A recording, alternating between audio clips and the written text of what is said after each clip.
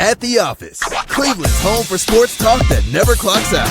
From the latest headlines to heated debates, we're diving into everything sports. It's your hosts, Noah, John, and Eric. Penn State were frauds. Ohio State were not frauds. I was right. John was wrong. He's paying up. I think we're both happy because we have dumplings. Cheers. Cheers. Don't bet against me. What are you doing? Don't bet against me.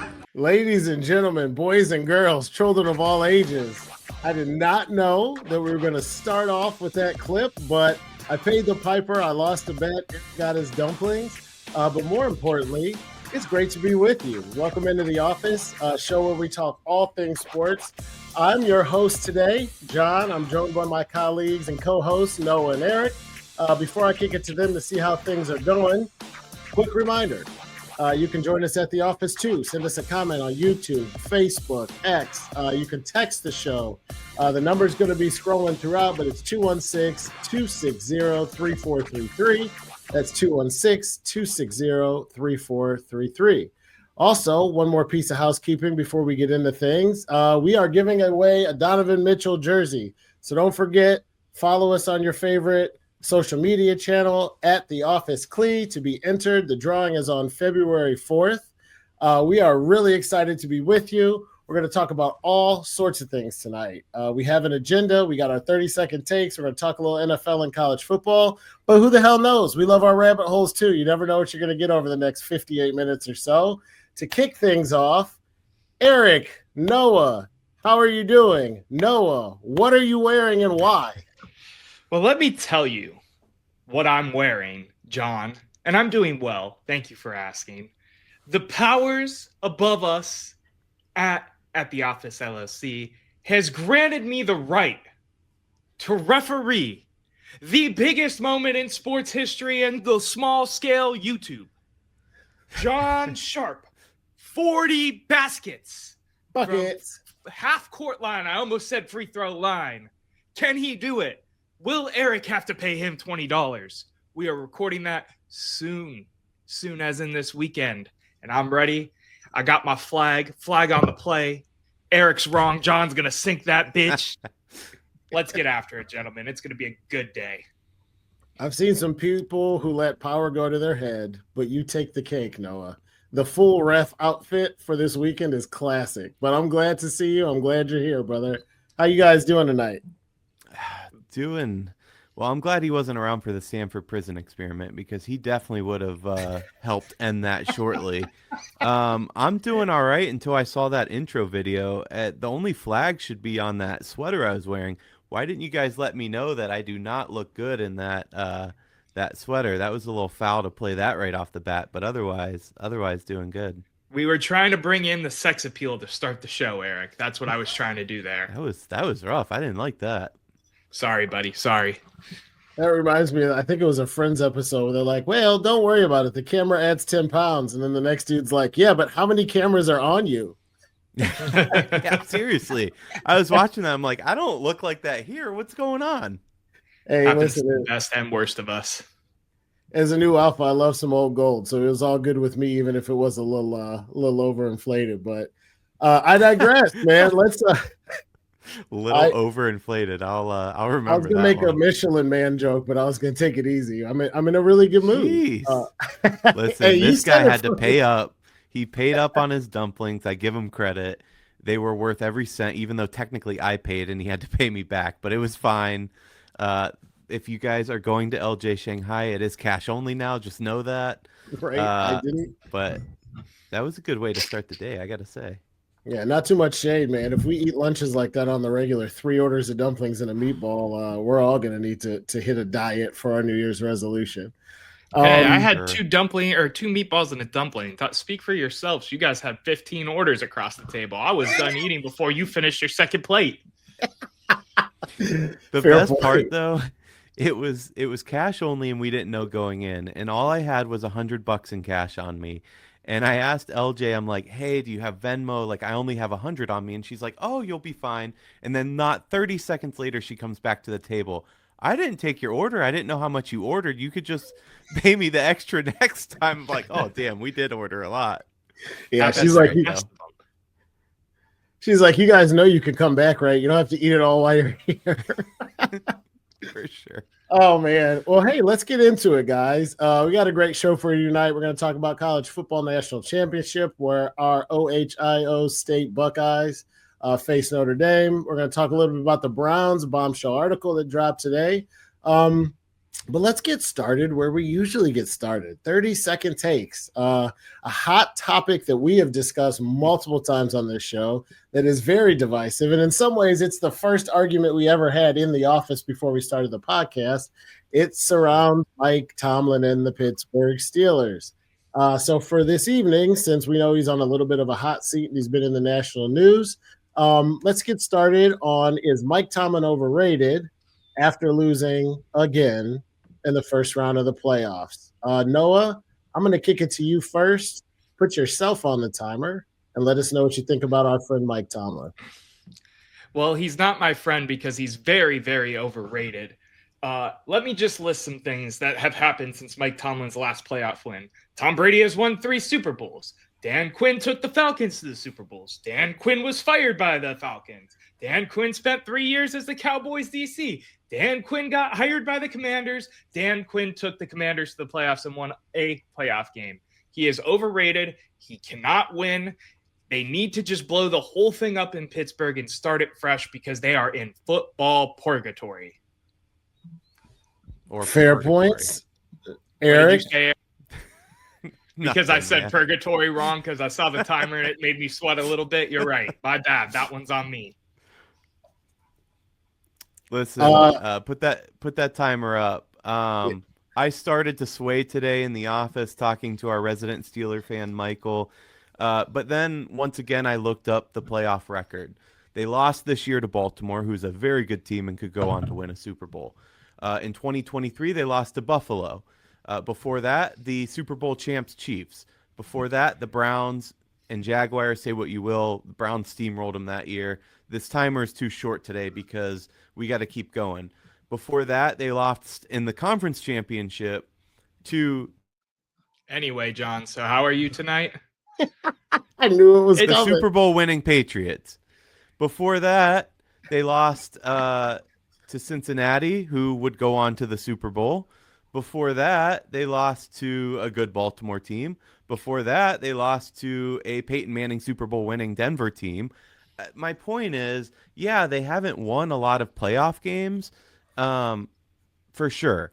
But Mike Tomlin does more with less than any coach. Now, I get it. Noah's argument is, well, he doesn't do more with more when he has a stacked roster with Roethlisberger, with Antonio Brown, etc. But he ran into buzzsaws like we've never seen before. Patriots, dynasty. Chiefs, dynasty. I don't know what you want from the man. Yeah, and no, you him can to- throw off another 30 seconds. I'll jump in on this because I want to piggyback. Sorry, I know that on was like 120, but go on. Well, Yeah, that's Eric all right. just thinks he can play against the rules now, but I That's all right. digress. I'm the host tonight. I Blow the make the whistle. rules. I'll allow it because he's on my side, so I'll let him go as long as he wants. Yeah, I agree with Eric. The thing that you didn't list when you were rattling all those things off that happened is that Mike Tomlin had to try to win games. He's never had a losing season in any of those seasons with people like Mason Rudolph, Kenny Hodges, Justin Fields, or washed up Russ Wilson and Mitchell Trubisky as his starting quarterback. I wouldn't exactly call that a recipe for success from the front office of the Steelers. But the biggest question, like we always say with these, is not so much who do you have, it's who are you going to get. Before you get rid of a guy like Tomlin, you better make damn sure you got somebody as good to replace him. And I think Steelers fans will regret letting him go about 6 games into the next season when they have a replacement, unless they could convince somebody like Belichick or something to come there and try to get things going again. And I know we we've sure beat Belichick this- could coach that team. I know we've beat to this win. dead horse, guys. We've done this as a full-blown topic before, and that's all fine and dandy, but you got to look at what he's done in terms of like facing. I mean, he had some of the most talented rosters. I always go back to the AB, Bell, Big Ben, the Killer Bees, and they did nothing with that. Yeah, he ran into They Tom went to Brady. the They were conference more championship. More Okay. talented than the Patriots. They The were more six-time Super Bowl winning Patriots. That's asinine.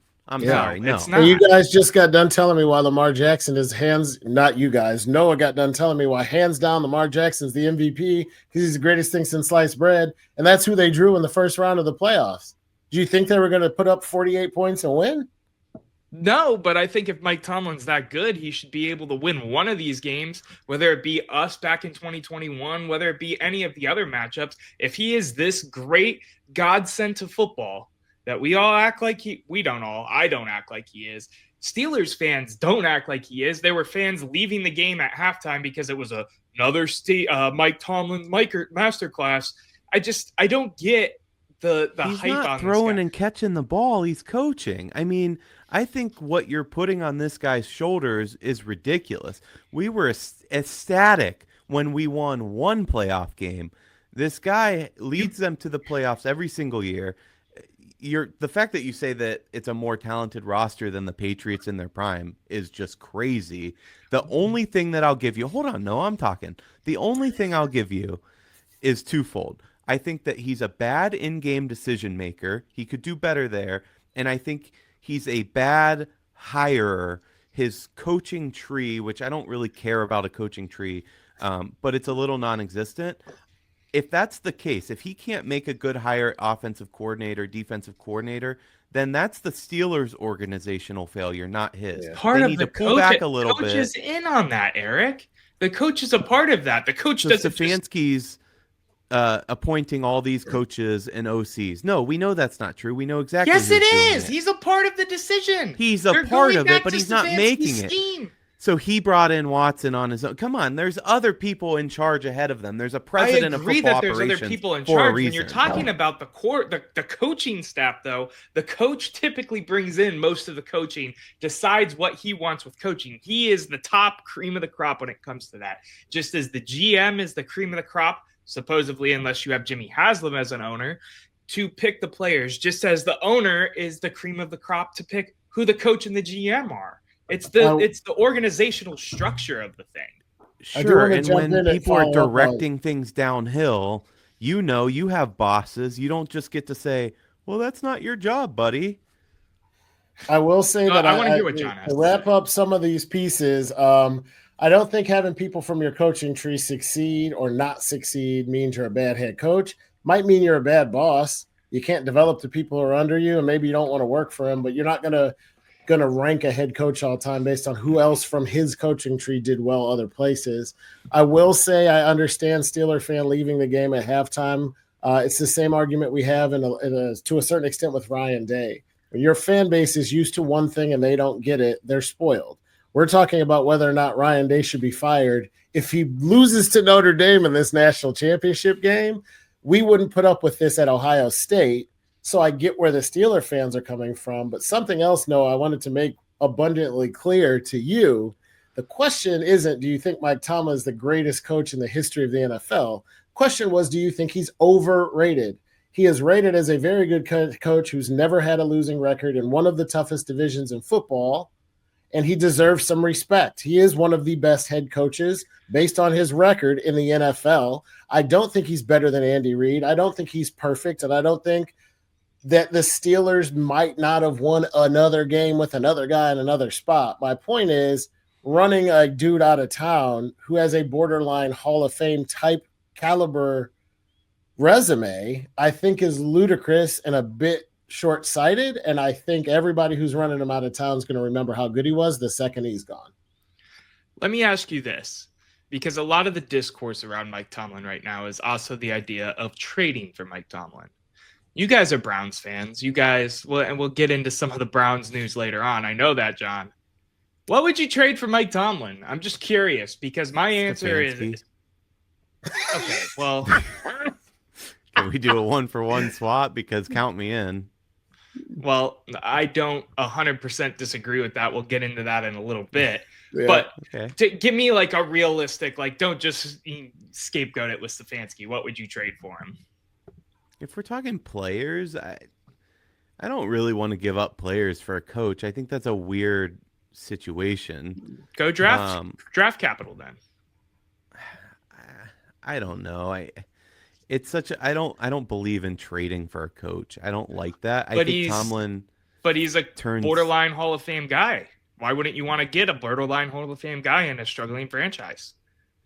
I would take him. I think if you can spend a 6th or 7th round pick on a kicker who we end up getting rid of, who's now kicking for the Bengals at the end of the year, I don't think there's anything wrong with burning a 7th rounder to get a guy like Tomlin in here. And I'll tell you why. We're going to talk more about this later, but some of the news we heard coming out of Berea ain't that good about culture and running the thing like you're an adult. Mike Tomlin, I think we would all agree, is a big-time culture guy. He demands accountability. He plays hard-nosed defense, and he knows how to win in this division. I don't know. Like, am I crazy to say that if we needed a coach and Stefanski were out, that Tomlin would be towards the top of my list? Is that asinine? I think that's I don't reasonable. think that's crazy. I would think take that him here in makes a perfect heartbeat. sense. Here's So the let me ask question you- I let would me- have, and I don't want to get too much further into a topic we're going to touch on a little bit later. But that being said, I do wonder how Tomlin would go up against our ownership. Like, that fit would be like this. I don't know how that would work. Let me ask you this, because I was going somewhere with this, and I know we should probably move on and all of that. But say Andy Reid hits the open market, and they're facilitating trades for Andy Reid. What would you give up for him? Whatever they asked for. We just gave up Okay. we gave up a boatload of first-round picks for Deshaun Watson to watch him snap his Achilles and never do anything productive. If the Chiefs actually were getting rid of Andy Reid and actually said they'd trade him for a first-round pick, I would absolutely give our first-round pick this year to have Andy Reid for an extended period coach the Cleveland Browns. First-round pick? Absolutely. You think he makes that much of a I mean, he has a Hall of Famer in Mahomes. You think his coaching makes that much of a difference? I'd like to find out. I'd rather have him than Shador Sanders. And I don't hate Shador Sanders. I don't know. That's a tough one for me. I don't know if I spend a first rounder for Andy Reid. It's just interesting to me, and I think we've already all come to the decision that we are going to agree to disagree on this topic till the end of time.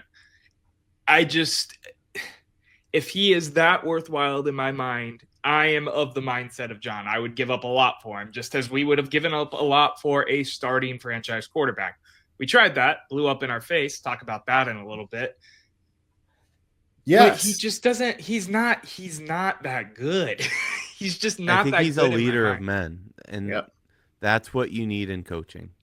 And that's You going to can't have to hire be a the coach to last save word, his life Mr. who is- Olsen. I can't mute you because I don't have the mute button, but we got more show to get to. We're 20 minutes in, and we got more important and pressing matters at hand, gentlemen. We have a team poised to win its first national championship in quite a while in our Ohio State Buckeyes.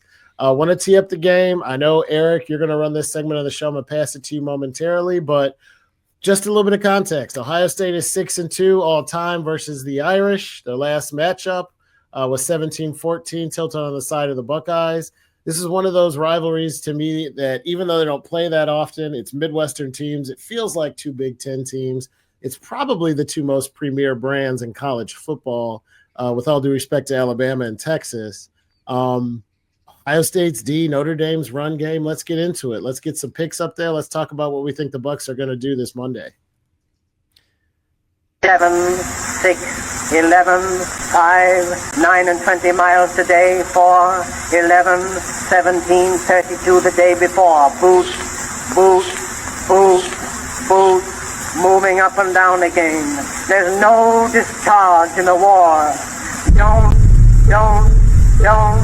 Don't look at what's in front of you. Boot, boot, boot, boot, moving up and down again.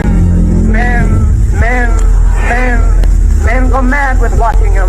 There's no discharge in the war. If your eyes drop, they will get the top of you. Boot, boot, boot, boot, moving up and down again. There's no discharge in the war.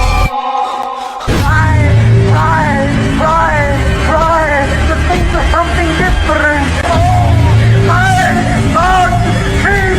People going lunatic. Moving up and down again.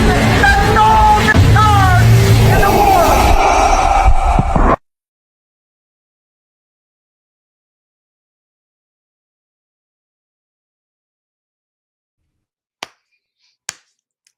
It Chills, doesn't Eric. matter how many times I watch that Jack Sawyer clip, I get chills every time.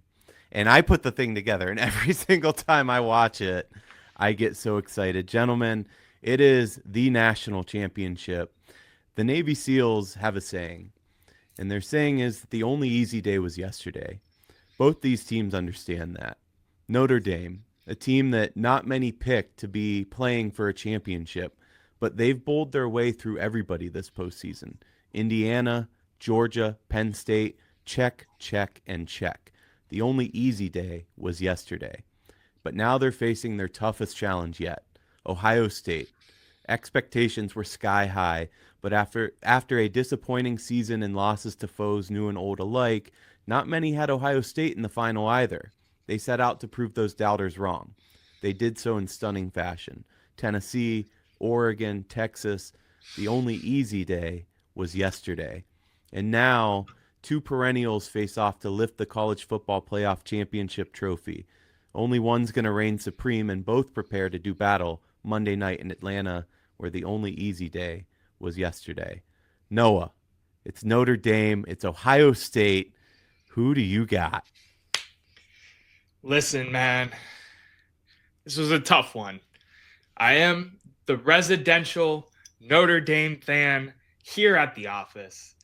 They have had a hell of a run in the playoffs. Ohio State alum at coach, near and dear. Love everything they got going on over there. But I got to stay tried and true. I got to stay with the Buckeyes, man. Ohio State, like John said, is 6-2 in history against the Irish. The last matchup, 17-14, Buckeyes win. Ohio State's defense looks amazing. Notre Dame's run game is going to be swallowed by Jack Sawyer. Riley Leonard stinks. Give me the Buckeyes. I love that take, man. I was just thinking back over it, and you guys correct me if I'm wrong, but I give you guys shit for being homers and saying stuff like the Browns are going to win 14 games. So I got to be honest and come correct. 14 games, but go on. I said 14 games. Yeah, Anyway. thank you, Noah. I was like, hey, one of the two of you absolutely did. I'm not going to make you say who it was. But no, the point is I got to come correct on my opposite takes, right? I try not to be a homer, but I am definitely a hater of certain teams. I'm a Notre Dame hater. I hate them almost as much as Michigan. It's a thing that goes back to being a kid and then being on every week, and then they sucked forever. And every weekend at 3, we had to watch them on NBC, and they're holier than thou. You know, oh, Jim Tressel sold gold pants. You guys are off. And I'm like, yeah, like Notre Dame doesn't cheat too, but NIL's here. I digress. I do not like the Fighting Irish. I like them more than I used to because of their head coach. He's an ex-Buckeye, Marcus Freeman.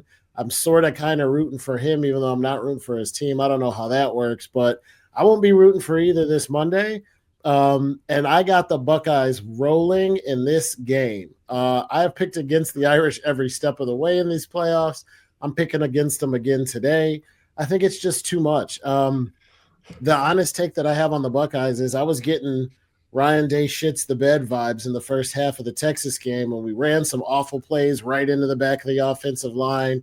We couldn't throw the ball downfield. We were getting, they were bracket covering our best receivers, so we had some issues with that. And I was like, oh, my God, we're going to lose this the same way we lost to Michigan. But what I was reminded of is that really good teams, and a hallmark of really good teams, is winning meaningful games even when you don't play your best. And the Buckeyes are so talented that even if they don't play perfectly, they got enough in the tank to beat Notre Dame, who I just don't think has the same amount of talent. I wouldn't be surprised if this was like Texas or even like Michigan, and you look up at halftime and you're like, okay, what's going on? And then somehow we're won by 2 touchdowns because of a great second half performance. But give me the Bucks. If I had to bet it, I think I would take them to cover the 8, but I think that's actually a really good line. I got Buckeyes by something like 10, but I can't wait for some football on Monday. This is the biggest game we've had in a long time. I am beyond excited, and I want to make a quick point because you're absolutely right. The only team that can beat the Buckeyes are the Buckeyes. And it's funny that you say that because I had the same nervousness about Texas as well. but we never trailed in that game. It was true. we were either up by a touchdown or tied. It was And tied a even lot, when but we they never were- trailed. Even when they're driving at the end, that was for them to tie it. So as worried as I was and as many penalties as we had, we were still kind of in firm control there. You could say, yeah, okay, one Travion Henderson touchdown run at the end of a half. If that doesn't happen, we're not there. But those things do happen, and we're a big play explosive team.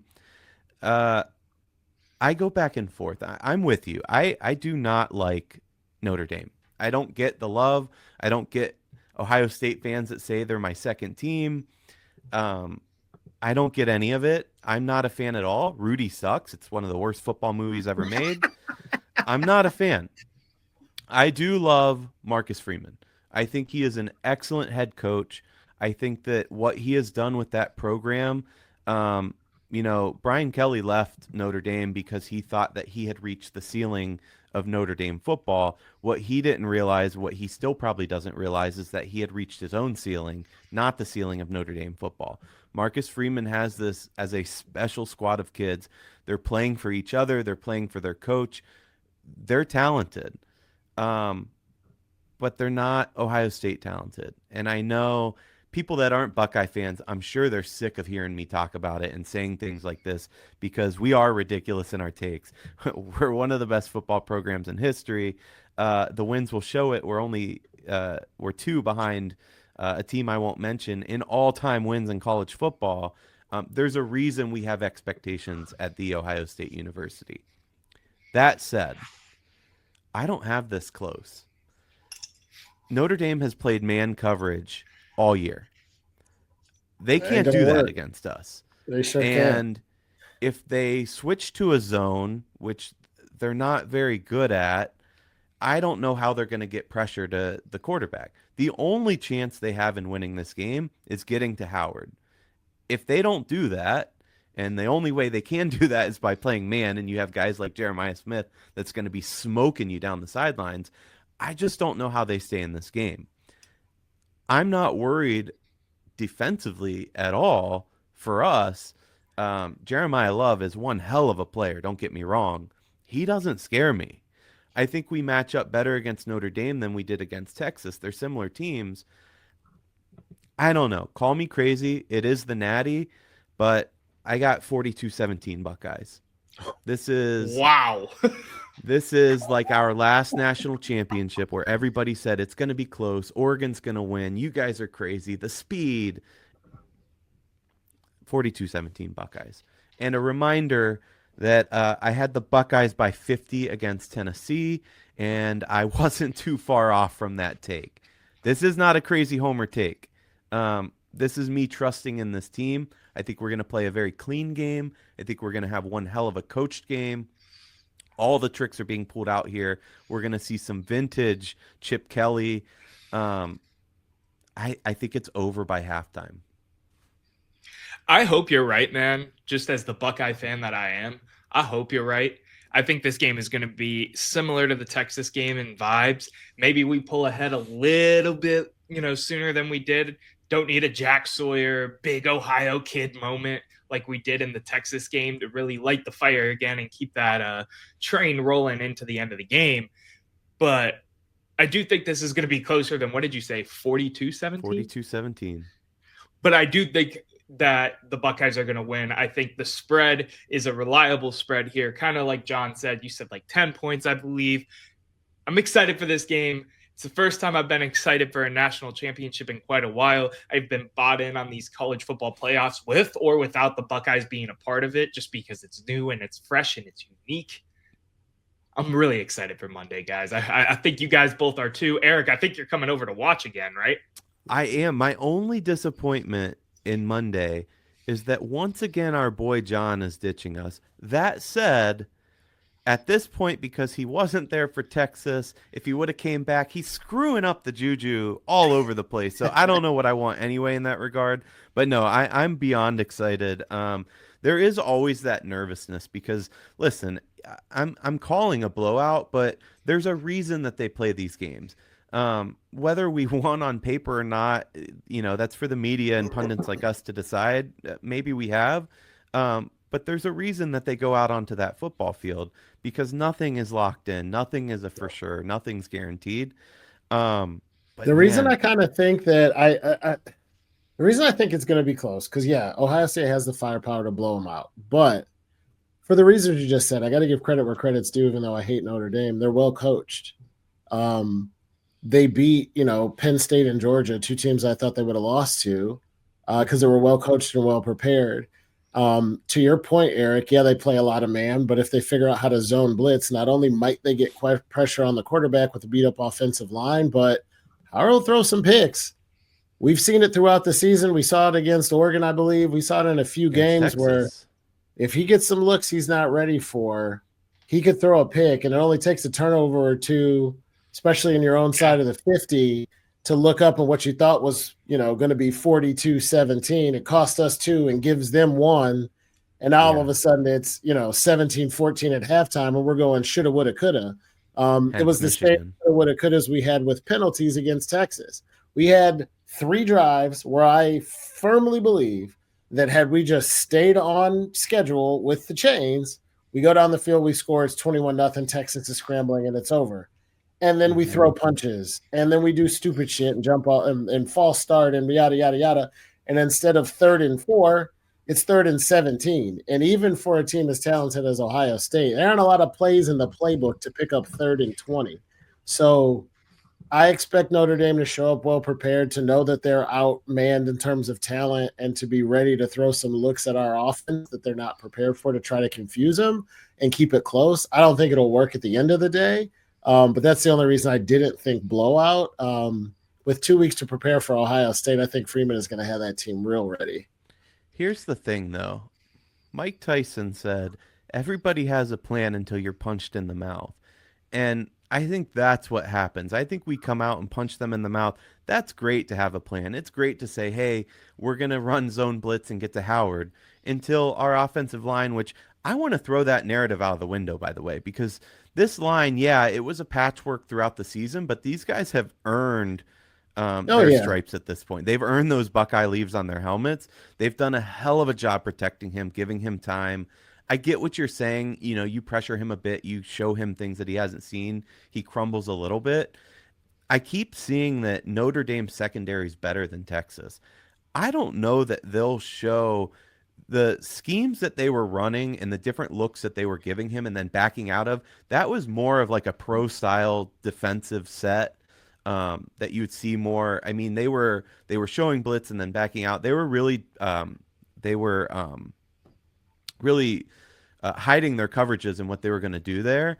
I don't know that Notre Dame's going to do that as well or better than Texas. I really don't think they will.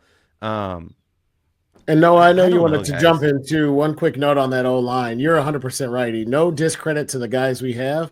Ohio State is a next man up program. They've played admirably. I just mean, check my math on this. There are 3 offensive linemen hurt for Ohio State, all of which are projected 1st or 2nd round picks. And our center was the best offensive lineman in America, finalist favorite before he got hurt or something like that. Yes, they've played well. I just mean that you got the best offensive lineman in the country. His replacement is likely a step backwards, even if it's from an A+ to an A. I mean, you're going the thing about Ohio State, and it sucks for if you're a program that's like, Montgomery State. I'm sorry, but yeah, the 5-star offensive lineman got hurt, and then the 4.5-star replaced him. It's so tough it's like a 3-headed beast for sure. It's something to note too, just because I love that we're talking O-line here. You're making me happy that we're giving the big boys some love, man. Gotta give them love. Notre Dame has a notable O-line injury as well. That's going to be a big factor in this game. I just, as much as I don't want this to be all of us going OHIO the whole time and it being a homer fest, it just feels just like after the Tennessee game, every game has just felt like it's Ohio State's game to lose. And I feel like that is very much the case, to echo the sentiment of what John said a little bit earlier. I'm still just so ecstatic. Eric, your video had me hyped up. I had the goosebumps on my arm. Boots, boots, boots, and some more boots. Let's go, boys. Yeah, that's a Kipling poem, by the way, that was during one of the wars. I think one of the British campaigns in Africa, if I'm not mistaken. And it was about the marching of soldiers. But yeah, I like you said, it just feels like a team of destiny. And I know that sounds silly, but it's very similar vibes to that 2014 national championship team where nobody gave us a shot against Alabama. And then they saw what we did, and they still didn't give us a shot in the national championship. Yeah, that narrative's a little different now. After we kicked the snot out of Tennessee, everyone goes, okay, Buckeyes are the team to beat. And we clearly were, and especially after Oregon, they go, oh, shit, like Michigan really awoke the beast. And I don't know, the symmetry of winning the first ever college football playoff national championship to now the first ever expanded college football playoff national championship, you just can't write a better script, man. Oh, and even though it's not the championship game, we beat Oregon in all of those too. I got to go back and find this because this always comes to mind. I think the first time they did an NCAA tournament and expanded the field, Ohio State beat Oregon in basketball too. It's like 1958 or something. But yeah, like Ohio State, Oregon just always keeps popping up every now and then in big sports moments. I will say, as much as it feels right, I do. And maybe it's the Browns fan in me, and maybe that's a good transition as well. But it feels like it's almost too good to be true. Like I'm drinking the Kool-Aid, I'm buying the snake oil of the Ohio State Buckeyes, and then they're going to go break my heart. And maybe that's the Cleveland in me and not the Columbus in me, right? Because you're right. Though. You temper those expectations a little bit. You guys know I shared a wallpaper with you guys that I made with all of Ohio State's bowl win trophies. And obviously I wouldn't, but I didn't touch anywhere near national championship number 9, what would be if we win, because yeah, who wants that bad juju? That's just not. Don't jinx it. Man. I get what you're saying for sure. It's nothing's guaranteed in life, but I'm feeling pretty good. By the way, John, speaking of things in life, what's that chain you got there? Because that can't possibly be. Oh no, you should have gave me that at lunch after you lost and paid up the bet. And you guys should have both gave it to me at lunch because I'm still number one in the rankings of all these picks. So. As the host of today's show and the resident owner of the Best Take chain, I gave it to myself for saying I would trade a first-round pick if we could get Andy Reid. I thought that was a hell of a take, and I thought you two should know about it. We should have let the best take chain die in that episode. It should have died when the best take chain got introduced. Well, I like the chain. I just think we need a system where it's not John just awarding it to himself every single time. Right, exactly. No, I like the system. Call me crazy. You know what? We'll have some fun with this. You can have a chain. I have a credit card and the internet too. I'll get my own chain and we'll all be battling for different chains. We should do it. To be fair, this was a gift. What up? This was not purchased by me. What up? One of our loyal listeners. Yeah, but yours is like regular orange. Mine's shiny, so it's better. That's gonna have to be the last word in this segment. We got to pay some bills really quickly. I will take off my best take chain, but I do reserve the right to give it back to myself in the second half of the show. We're gonna hit a quick commercial break. We'll be back to talk a little bit more at the office and some NFL right after these messages.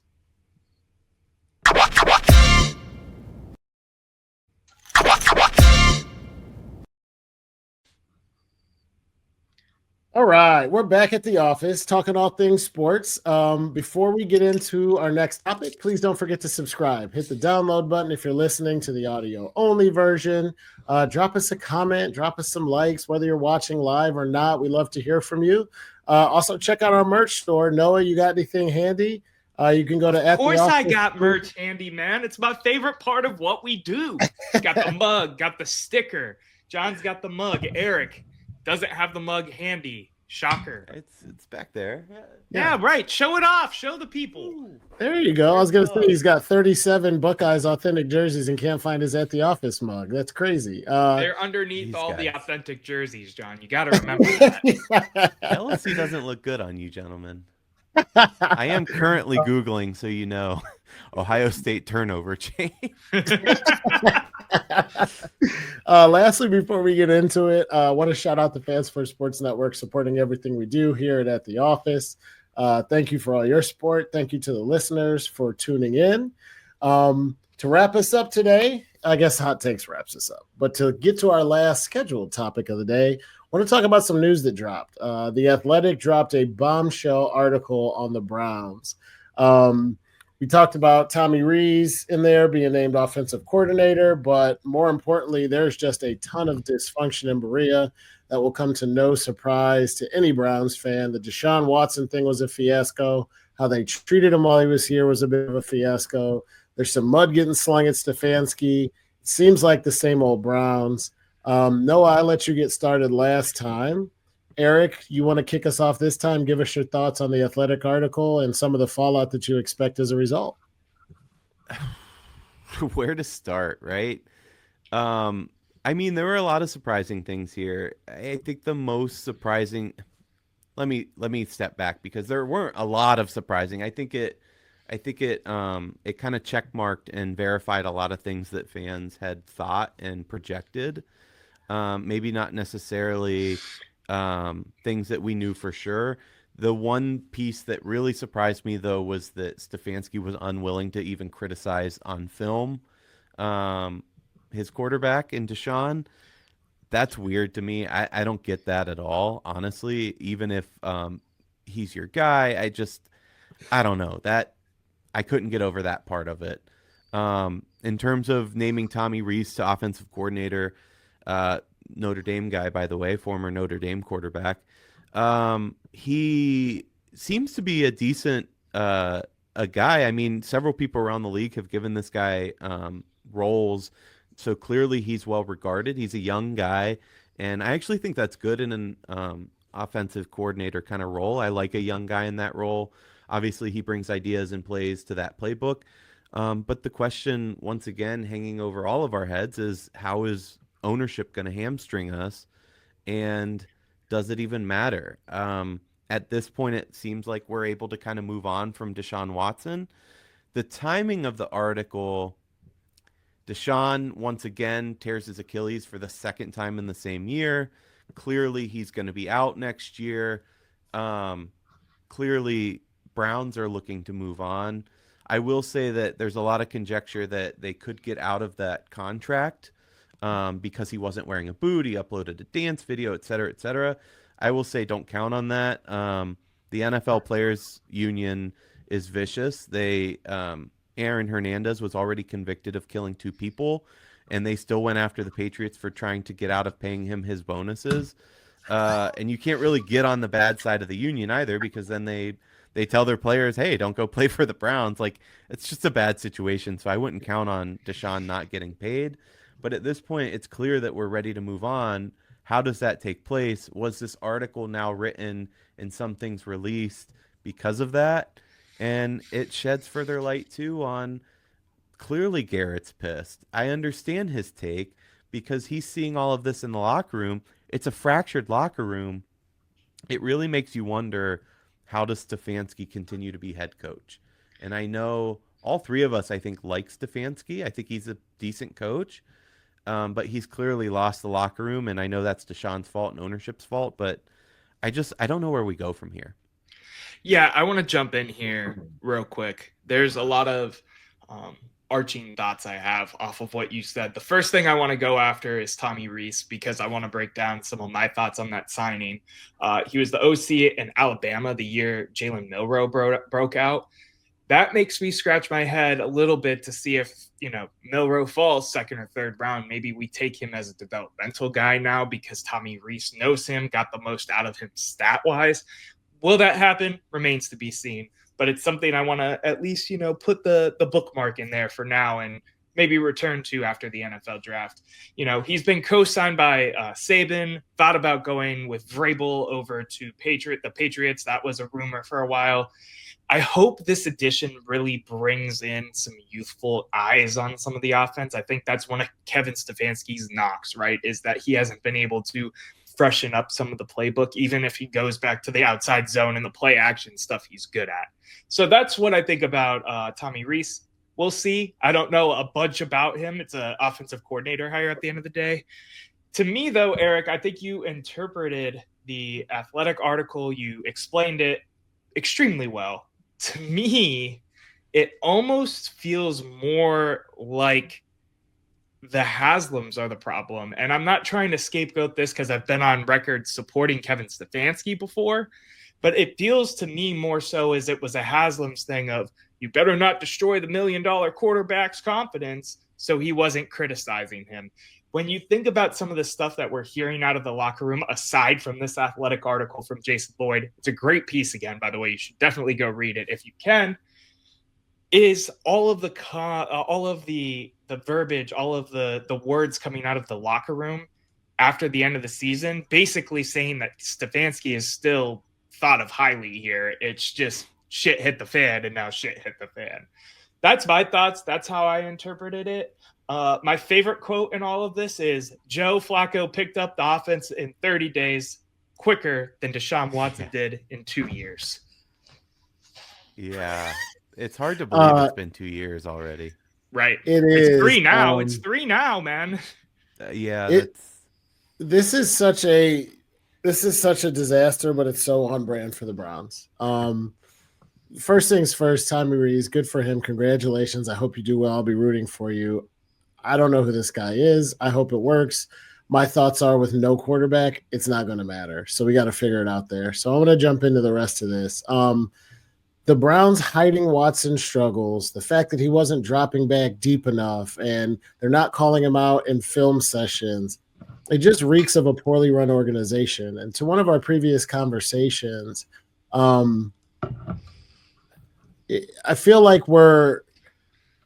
the house is burning down, and we're talking about things and places where we're like, oh, you know, what China set should we get? Or what are we going to do about a living room couch? And I'm like, the house is burning down. Like, let's put the fire out and then focus on the other stuff. I love what your are we analogy. doing with the first round draft pick? What are we going to do about Myles Garrett? The previous conversation that we had that comes to mind is that regardless of whether or not you think he's a great coach, Mike Tomlin leads the Steelers organization. They've only had 3 coaches in the last trillion years. There's stability, there's continuity, there's accountability, and there's a clear chain of command. There's a culture that he's instilled that is Steeler football, that Belichick did in Patriot, and the Patriot football and Patriot way. You hear about stuff like that all the time. And I'm not saying we got to be as good as Bill Belichick or have a coach that's been around as Mike Tomlin.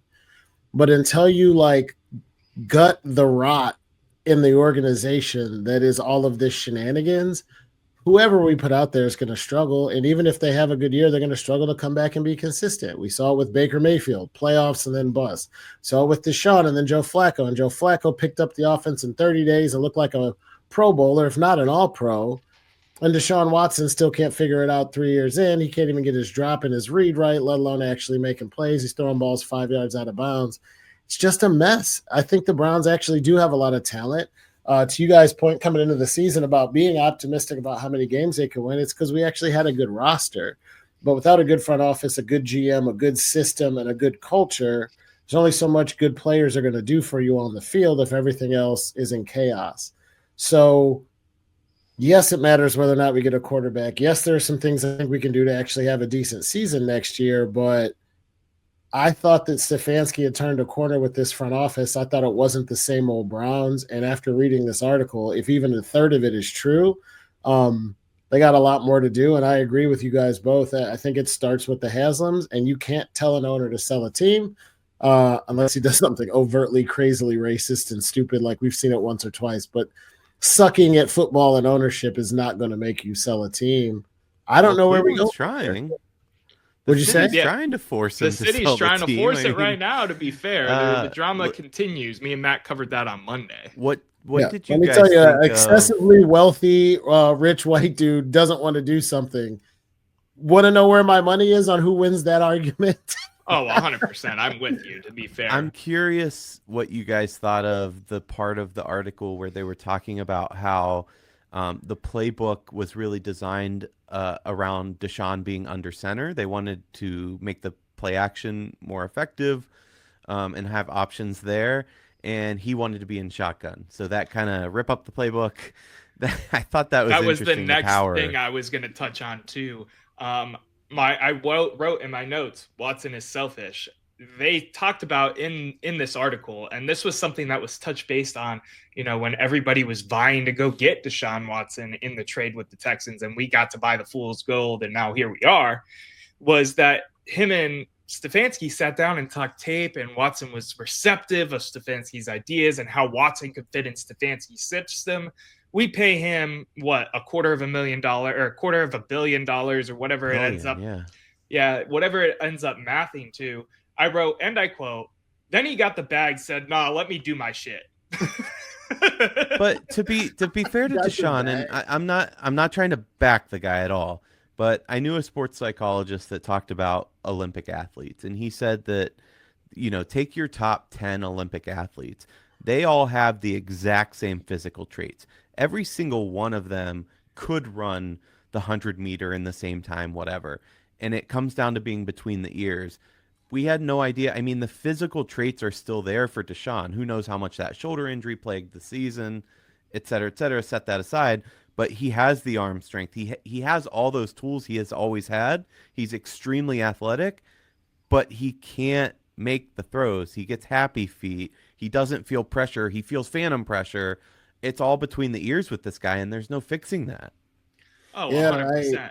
I agree 100% too. I love that analogy. A million of those type of people come to mind. This is a whole nother conversation for another day, but Vince Carter had the physical traits to be better than Kobe Bryant and on par with Michael Jordan and LeBron James. He had a good career, but he wasn't that. And everybody who knows the situation says, yeah, he didn't want to work all that hard at some points of his career, and he just relied on physical talent. I think the mental aspect of this is a big piece. I loved watching him in the dunk contest, though. Yeah, 100%. And the Raptors jersey modeled after it now? Yeah. Listen, something that I don't think we touched on, and correct me if I'm wrong. Did we talk about the Callahan stuff yet from this article?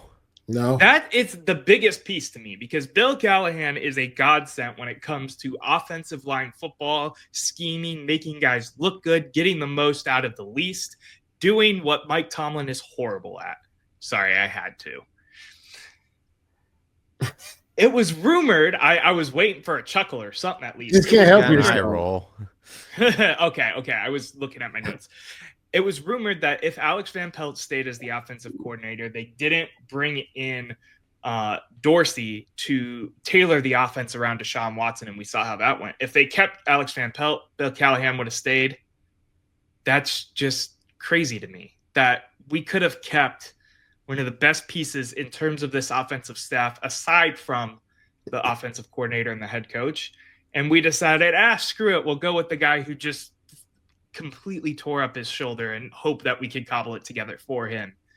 I want to know, they were talking about this master plan to protect Deshaun Watson's image and all of this. Was this the master plan to hide him in the media when it came to like full media practices and have him throw on the side and answer questions as lame duckly as possible? Because point blank period. This is the biggest failure I think I've seen this team go through in 24 years of life.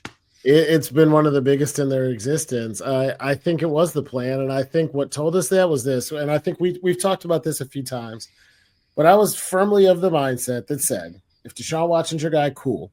But Joe Flacco played in this offense so well. If he's going to play another year, it should be here as backup. Because A, Watson is probably going to get hurt, let's be honest. And B, even if he doesn't get hurt, he hasn't shown us that he can play well except for a half against the Ravens. Why would you get rid of him? It's because the mental little person that Deshaun Watson is between the ears doesn't want to hear people chanting for his backup 2 seconds into the season when he throws 2 picks and he's throwing 5 yards over people's heads out of bounds in the Cowboys game. So when they got rid of Flacco and brought in Jameis to say this gives us the best chance at winning, that was the biggest and first red flag for me to say, okay, this is a Deshaun Watson thing, because they're babying him and coddling him. And it's a shame that you have to do that when you're giving a guy 9 figures in terms of salary, guaranteed. Yeah, I'm just so over this organization, because we talk about it stemming from the top, but going through all of these things and we're in a rough patch, where is ownership? Where is the president? I mean, why are these guys not taking accountability and out? I get it. They're a team it's owned, it's property. But where's the leadership that fans need and frankly players need? It's so baffling. And to be fair, and I know you're pointing at the Haslams right now, and I think that's a totally valid criticism of this.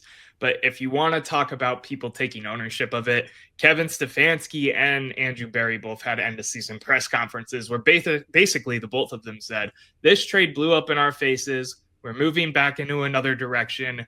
We're sorry. We know that's not good enough. Take that as what you will. Take it too little, too late. It is too little, too late. And by the way, throughout the season, I'll play Kevin Stefanski real quick. We just got to do better. I just got to do better. Like, for fuck's sake, man. I mean, the fact that players and fans alike agree that this is worse than the 0-16 season, enough is enough. I mean, I wish we could clear house with ownership. It's just so frustrating. And once again, we've talked about it before, but they're fighting fan apathy. You have us so excited about Ohio State for good reason, and they're fighting the exact opposite. You have us pissed off, mad, don't want to spend money. By the way, was it this year, last year? They called me. Finally, I could get my season tickets. I just ignore them because I don't want to buy season tickets right now. Are you kidding me? No. And with the stadium on the minds of everybody and them having to figure out how to pay for it, this is a bad time to be bad. Asking for public money right now, good luck. Yeah, this is a tale as old as time with this team. And I just sit here and I wonder to myself, when is it going to change? Every time I think something's happening, we thought we saw it with Baker for a minute and then with Flacco. Before that, we had a Derek Anderson year. We get these little glimpses, even the Tim Couch, Kelly Holcomb year. Noah was probably 2. But all this stuff happened, and you're like, man, this is going to be great. This is going to be fun. And you get one little glimpse into what it's like, and then it's just 10 more years of abhorrent football. Pain and misery. And I just, one time I want it to be like Andy Reid and Patrick Mahomes and Justin Jefferson and Bill Belichick and Bill Cowher's coming out of retirement just to coach the special teams, and the Browns go 15-2 and win a super, like, just go to an AFC, host a playoff game. That's do anything. It's like the meme with the stick. They've never had a playoff game. Do something. You know what, gentlemen? Have you guys ever seen a movie where, like they just celebrate something big and they're laughing and they're backing into the street and then bam, they're smashed by a truck? That's the Browns. Like that's the feeling every year. Yeah, we get 100%. A little bit of that taste of something nice, and it's ripped away. Gentlemen, we could debate the Browns sucking for another hour, and it wouldn't even be enough because there's decades of futility that we would have to cover. John, real quick before you wrap this, I got one question I want to ask you. We're not going to elaborate here so we can push it forward. I know you're trying to. Yeah, go for it. With how you feel in your stomach right now, what do you predict the Browns record to be in 2025? Oh, God. You're Eric, asking go me? first. Both of you. Yeah, I'm asking both of you. Eric, you go first. I would say the over-under is probably around 5 or 6 wins. Yep. Again, it's a team you just don't know. You make a move, you bring in a Kirk Cousins, and they're clicking. Like you could see them making the playoffs, but at the same time, I've been right through now. this. You got to shoot it. Just shoot it. Right now, yes. Yeah. I'll say 5 wins. I'm with 5 wins right now as well. What about you, John? 2. I want to continue this litmus test as we go through the draft and start buying into the Kool-Aid again and getting all excited. No, this is actually this is maybe a perfect thing to do 30-second, like based on what the Browns, like once a month, based on what the Browns are doing now and what we know today. How many wins next season? And with no quarterback, Stefanski doing the I guess I got better shit. Like I will say, if I hear one more time, any point forward from now talking about next season, John say, well, you guys said they would have 14 wins. I swear to God, it's going to be a 2-man show after that because we both said 5. I never want to hear that again. We don't were have all to. sipping the Browns Kool-Aid last season, and unfortunately, it blew up in our face. John, you The can first take it. time you've officially come off of that stance, Eric. I'm proud of you. Let's wrap it up, gentlemen. It's been a great show. Spent some good time together. Let's shut it down with our usual hot takes. Before we say goodbye for the evening, what you got, Noah? Yeah, man. Hot take stays the same until All-Star break happens. We have updated voting. Darius Garland has Who? made it on the list. Donovan Mitchell on the list. Evan Mobley on the list. We are just missing one piece of the core 4 to make it to the All-Star game. Yes, I know these lists don't mean they're going to all officially make it, but Why is LaMelo Ball above Donovan Mitchell? LaMelo Ball's No ball. averaging like 31 points right now. Yeah, Eric. he's averaging. Yeah, more and he points. takes 70 shots. That is. I will valid. say Gilgeous Alexander for sure deserves in that one spot, though. Well, of course, he's the MVP frontrunner right now. That's like I saying know, he's LeBron special. James is LeBron James. I know, but this kid, I mean, Too. he doesn't have yeah, the but yes. history, that's my point. LaMelo Go Ball's out, balling out. vote, do He your is. thing. That is my hot take. All right, go ahead, E. There's some kind of Mandela effect going on with college football. Hear me out. Noah and I went down a little bit of a rabbit hole today because I don't. Reset real quick for the listeners who may not know. What is a Mandela effect? A Mandela effect is something where, let's just say, you knew that the guy in Hey Arnold was named Arnold and the woman who was obsessed with him was Helga. But now all of a sudden, everything's changed. Everything the internet says that no, her name was really Olga, and you remember it as Helga. Everybody in your generation remembers it as Helga, but no, it's Olga, and there's no evidence at all that Helga ever existed. That's the Mandela effect. I don't know if I explained that very well, but you get the idea. Yeah, It's almost like you gaslit yourself with bad memory. You're like, "What's happening? Exactly. Everything's been a lie." Yeah. So let me ask, John, in our lifetime, the Ohio State Buckeyes have won 2 national championships. In what year did we win those national championships? 2002 Mhm. and 2016. Okay, well, you were off. But the point is, we won it in 2002 and 2014. It was the 2014-15 season, right? Oh yeah, the jerseys say 15. I said 16, so I was wrong either way. But the jerseys say 15, but it was the But it's 14 the season. 14 championship, exactly. Yep. But now, this is where it's confusing. Because if we win this year, we will have won the 2024 national championship. But hold on, if you go to Wikipedia, the game we're playing in says the 2025 national championship. But we did win the 2020 or 2002 national. Somewhere we missed a year, and I don't know what's going on. And I'm gonna get to the bottom of it. But I made these wallpapers. And I'm like, wait, am I wrong? I put 2014. No, you're right. No, I'm not So- wrong. That is the one we won. I This don't is think my it's a Mandela suspicion. effect.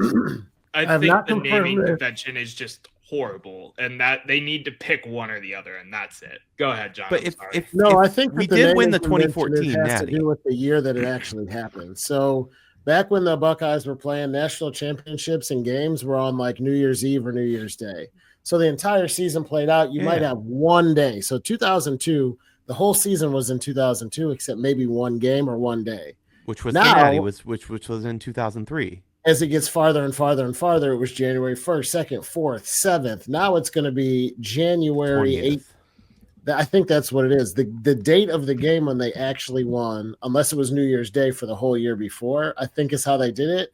Now But, we're hold going to be a on, hold month. on. We're going to be a month into No. 2025 when they win this title. Okay, you could say that about this year, but here's the thing. Everything after our Natty in 2014 said 2014 national championships, but national champions. But now it's on Wikipedia as the 2015 national championship. It makes zero sense. Like I had a question. I go, do I need to change it? And I actually literally started changing it in Photoshop, and I go, wait a second, I'm not wrong. And I had to Google like Nike gear from when we won. It said 2014. Wikipedia, it was the 2015. It makes The zero sense. naming convention is just horrible. They need to pick one or the other and just stick with it and leave it at that. And Yeah. Down with the NCAA. Or That do what part. they do with That's my other hot take. sports and just say the 24-25 national champ, the 25-26 national champ, because the season spans 2 years. It's hard to put on a shirt, John. That's hard to Everyone make a does it. wallpaper. Yeah, Well, except no. they do it. No, it's not hard. I have all my craft stuff that says NBA champion. It says I mean, not the hat, 2016. but It says 2016. No, you're right. I But was they thinking say of the that main they- shirt that everybody had. It says 2016. 2016. all right. But well, the Buckeyes were 2014. And if we win it this year, I don't know what the shirts are going to say because it should be 2024, but who knows? It might say 2025, and it's fucked. as long as they say Ohio State, Notre Dame, I don't give a shit. I'm getting 2. 42-17, Ohio State, Notre Dame. Here we go. Yeah. John, what's your hot take, man? I want to hear you speak. Been talking I'll bring over- it. I'll bring it home. I'm in a sentimental mood again. Last week I talked about New Orleans. This week I want to just give a shout out to the people in Southern California. Wildfires, crazy. Thoughts and prayers to the people of that area. We are fortunate in this part of the country. Don't have to worry about stuff like that. But Monday's going to be a crazy day. We have the Buckeyes. We have MLK Day. We have a presidential inauguration. And people are always yelling at each other, like I always say online. Seeing the good of humanity come out to support the victims has been awesome. Donate if you can. Send money if you can. Thoughts and prayers if you can't. Hoping the people of Southern California get those fires under control, that the death toll stays where it is, and that they can start rebuilding sooner than later. So wanted to wrap us up with that tonight. Everybody listening, thank you for joining us at the office. One more reminder, don't forget to subscribe, hit the download button if you're listening to the audio only version. Check us out on all social media at the office Clee. And in the meantime, go Bucks, go Cavs. Have a great evening, and thanks again. We'll catch you guys soon.